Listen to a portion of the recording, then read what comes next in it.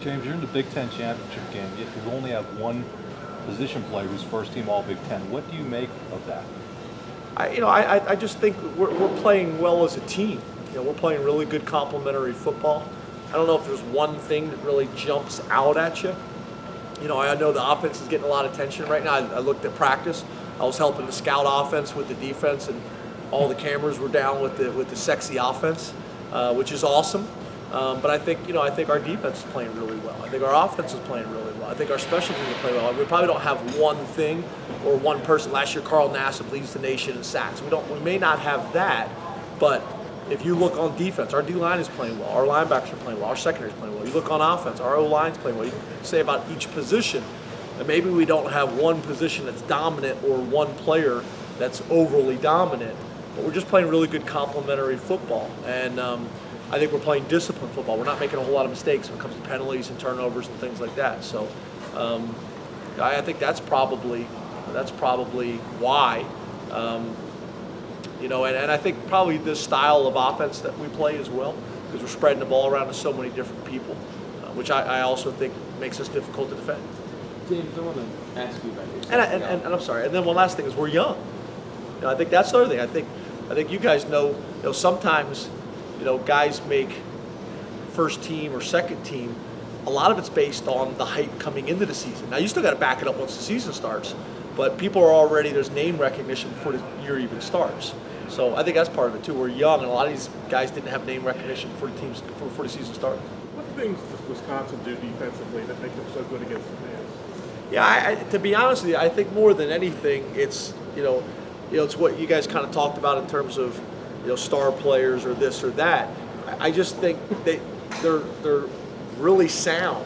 They're coached really well. They're very rarely out of position. You don't see guys just running nude down the field, wide open. You don't see them out of their gaps. They're very gap sound. They do just enough, not too much. They do just enough to keep you honest, but they do, because they don't do a whole lot, it allows their guys to play fast and play aggressive. And I think they're well coached. They got great fundamentals and technique, and then they're talented. Obviously, you lead the nation in interceptions. I think 21 or whatever it is. They obviously have some talent as well. But I think it's like talk about. I know it's probably a boring answer, but I think they play complementary defense. I think they get interceptions because they have talent, but they also get interceptions because they're able to get pressure on the quarterback and those types of things. So, hey James, I saw you coaching up the scout team there. So, what does the coach of the year like best about coaching? Coaching. When you become a head coach, depending on how you do it, you start dealing with a lot of other things.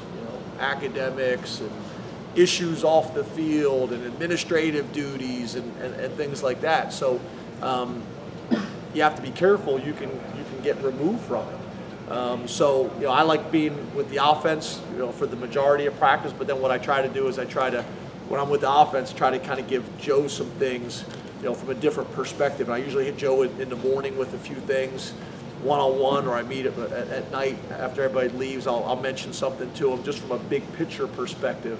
And I'll have weird things where I'll wake up in the middle of the night and I'll be thinking about something. I'll jot it down or send a text or something like that, just something that for whatever reason I've seen on film or just kind of hits home with me. And then, defensively, I kind of mark a few periods down, try to get 3 or 4 team periods at the end of practice with the defense. And the best thing I can do to help those guys is coach the scout team so we're getting good looks. You'd be surprised. A lot of times defensive coaches think the offense is trying to do one thing, and they're really not, and vice versa. And I think one of the cool things about being a head coach is you get to be able to sit in both rooms and kind of hear what they're saying. And a lot of times what they think the offense is trying to do isn't always accurate, and vice versa. And I think a lot of times you're giving those guys too much credit. You see coaches doing all kinds of stuff to, hide their signals or, disguise the look that they're trying to give. And you just have to be careful. There's a fine line to that, because if you do too much of it, your kids aren't in position to play, or you spend too much time chasing ghosts that don't really exist. So I like the fact that you're able to bounce back and forth. And you'll learn a lot more big picture stuff about kind of what's going on, how it all fits together. So I like that. Hey, Coach, there was a lot of preseason criticism kind of towards you from members of the national media.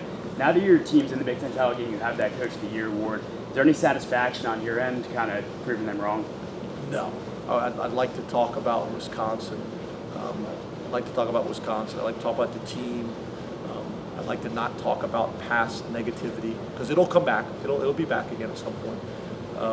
I'd like to just focus on Wisconsin and our kids, what we're doing, not stuff that happened in preseason.